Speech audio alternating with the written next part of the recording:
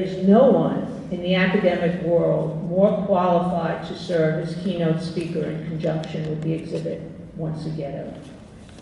Clarence Taylor is Professor Emeritus of History at Baruch College and the Graduate Center of CUNY.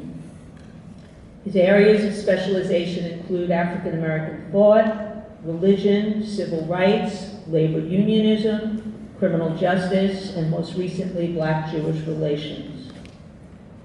But beyond his scholarship is his biography. Dr. Taylor is all Brooklyn, raised up in a neighborhood that butts right up against Brownsville. Also unique in the history of Brooklyn. Not for its progressiveness, I assure you, but as the butt of jokes from the days of vaudeville to punchlines in The Honeymooners and Goodfellas.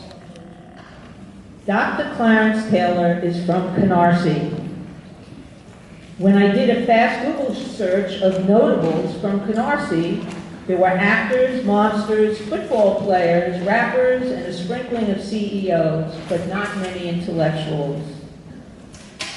Professor Taylor is author of numerous books. I will mention just 3 of them, the ones that were critical to my research in writing the text for Once a Ghetto. The Black Churches of Brooklyn examine the role of religious institutions in providing support and building leadership in Brooklyn's Black Belt, from the founding of the AME and Baptist churches near the docks of the Navy Yards downtown and in Weeksville, through the transportable pulpit of Al Sharpton, a Brooklyn boy as well.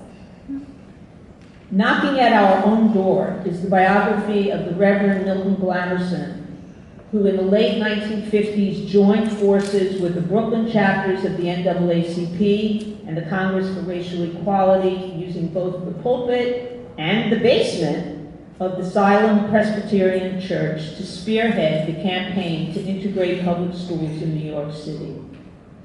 And Reds at the Blackboard, a documentation of the progressive and left-wing origins of early efforts among public school teachers to unionize, and the role that American anti-communism played in conservatizing, aka professionalizing, the unions.